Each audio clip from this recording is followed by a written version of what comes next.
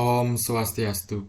Perkenalkan, nama saya Ikade Agus Kardadi Mahardika dengan NIM 22030200071 dari Prodi Sistem Informasi, Fakultas Teknologi Informasi dan Sains Universitas Hindu Indonesia.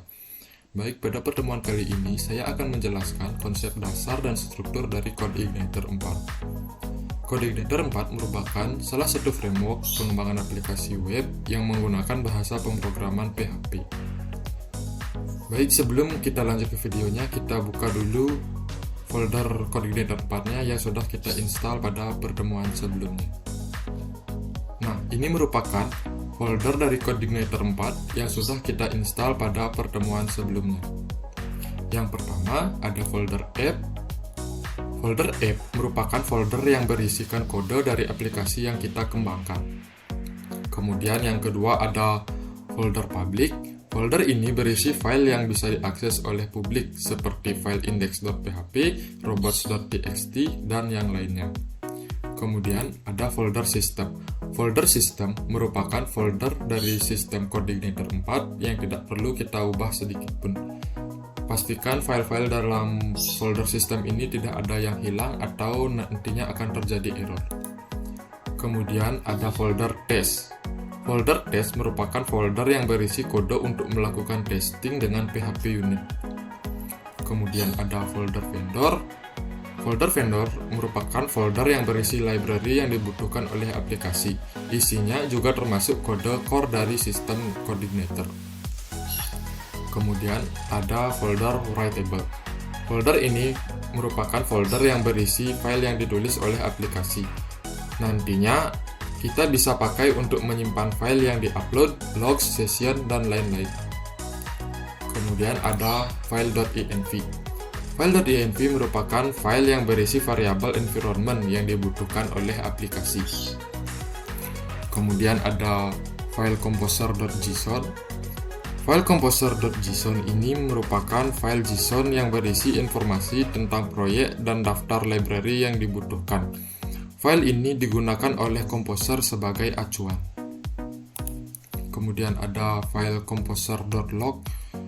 File composer.log adalah file yang berisi informasi versi dari library yang digunakan aplikasi.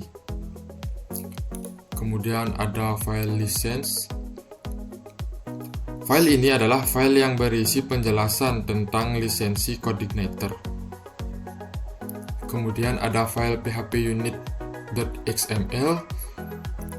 File ini adalah file XML yang berisi konfigurasi untuk PHP unit. Kemudian ada file readme.md. File ini adalah file keterangan tentang codebase CodeIgniter. Ini biasanya akan dibutuhkan pada repo GitHub atau GitLab. Kemudian ada file Spark. File Spark adalah program atau script yang berfungsi untuk menjalankan server. Kemudian kita akan berfokus pada file app. Di dalam file app terdapat beberapa file dan folder. Yang pertama yaitu folder config. Folder config adalah folder yang berisi konfigurasi untuk aplikasi. Kemudian ada folder controller. Folder controller adalah folder yang berisi kode controller dari aplikasi. Kemudian ada folder database. Folder database adalah folder yang berisi kode untuk migrasi database. Kemudian ada folder filter. Folder filter adalah folder yang berisi kode untuk filter atau middleware. Kemudian ada folder helper. Folder helper adalah folder yang berisi kode untuk fungsi-fungsi helper. Kemudian ada folder language. Folder ini adalah folder yang berisi kamus bahasa untuk aplikasi. Kemudian ada folder libraries. Folder ini adalah folder yang berisi library tambahan untuk aplikasi. Kemudian ada folder model. Folder model adalah folder yang berisi kode untuk model.